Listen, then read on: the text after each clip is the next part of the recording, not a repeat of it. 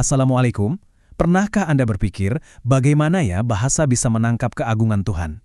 Nah, kali ini kita akan bedah salah satu rahasianya. Kita akan lihat bagaimana sebuah pola sederhana dalam tata bahasa Arab bisa membuka pemahaman kita yang lebih dalam tentang nama-nama dan sifat-sifat Allah di dalam Al-Quran. Oke, ini dia agenda kita. Kita bakal mulai dari hal-hal yang kita temui sehari-hari, terus pelan-pelan kita naik level untuk memahami bagaimana bahasa menggambarkan Yang Maha Kuasa, sampai akhirnya kita bisa melihat keindahan bahasa Al-Quran dengan cara yang baru. Siap? Yuk, kita mulai. Oke, kita mulai dari yang paling dasar dulu ya, biar pondasinya kuat. Jadi, gimana sih cara kita mendeskripsikan sesuatu dalam bahasa Arab? Coba lihat contoh ini. Al-qalamu maksurun, artinya pena itu patah. Nah, kata maksurun atau patah ini adalah kata sifat. Tugasnya simple, dia ngasih tahu kondisi si pena, kata bendanya. Di sini ada contoh lagi. Qoribun yang artinya dekat dan ba'idun yang artinya jauh. Keduanya adalah kata sifat yang masing-masing menjelaskan kondisi rumah dan masjid. Sampai sini gampang ya? Nah, sekarang pertanyaannya jadi lebih dalam. Kalau untuk mendeskripsikan pena yang patah atau rumah yang dekat itu mudah.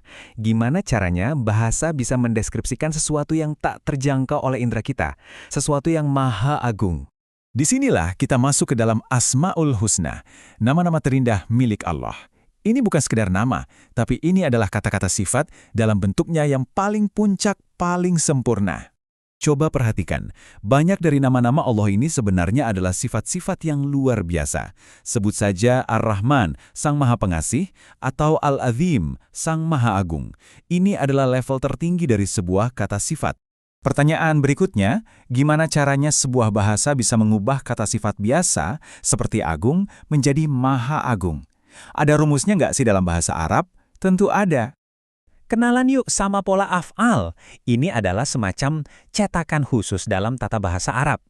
Kalau kita masukkan sebuah kata sifat dasar ke dalam cetakan ini, kualitasnya langsung naik level menjadi lebih atau bahkan paling. Biar lebih jelas, kita lihat contohnya. Ambil kata kabir, yang artinya besar atau agung. Begitu kita masukkan ke pola af'al, dia berubah menjadi akbar.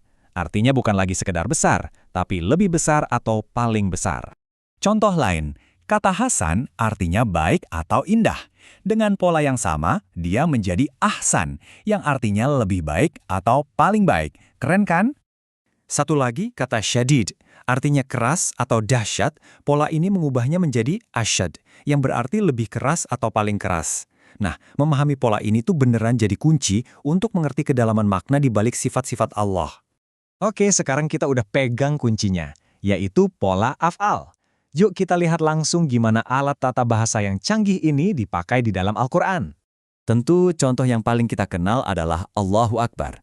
Di sini, Akbar bukan cuma berarti Allah itu besar, tapi menegaskan bahwa Allah itu maha besar, yang paling agung, yang keagungannya absolut dan tidak ada bandingannya sama sekali. Atau dalam ayat ini, Fatabarakallahu ahsanul khaliqin. Kata ahsan di sini, dari kata hasan tadi, digunakan untuk menyatakan bahwa Allah adalah sebaik-baik pencipta. Bukan hanya baik, tapi yang terbaik dari semua yang bisa disebut sebagai pencipta. Mungkin ada yang bertanya, kenapa sih kita perlu repot-repot belajar satu aturan tata bahasa ini? Oh, ini penting banget untuk bisa terkoneksi lebih dalam dengan Al-Quran. Soalnya, tanpa struktur tata bahasa seperti pola af'al ini, akan sangat sulit bagi bahasa untuk menyampaikan konsep kesempurnaan, keagungan, dan kasih sayang yang mutlak. Pola ini adalah jembatan linguistik yang memungkinkan kita menyentuh makna-makna terdalam itu. Jadi, kesimpulannya apa? Sederhana saja. Pertama, kata sifat itu fungsinya mendeskripsikan sesuatu. Kedua, nama-nama Allah adalah deskripsi atau atribut dalam level tertinggi. Ketiga, pola af'al adalah alat untuk mengubah baik menjadi terbaik, agung menjadi maha agung. Dan yang terakhir, alat ini jadi sangat krusial dalam Al-Quran untuk menjelaskan sifat Allah yang absolut. Ini membawa kita ke sebuah perenungan akhir. Ketika kita mau meluangkan sedikit waktu untuk memahami cara kerja bahasa, cara sebuah kata dibentuk, kita seolah-olah diberikan kunci untuk membuka pintu-pintu makna baru yang sebelumnya mungkin tidak kita sadari. Setiap detail dalam bahasa Al-Quran itu ternyata punya presisi dan kedalaman yang luar biasa.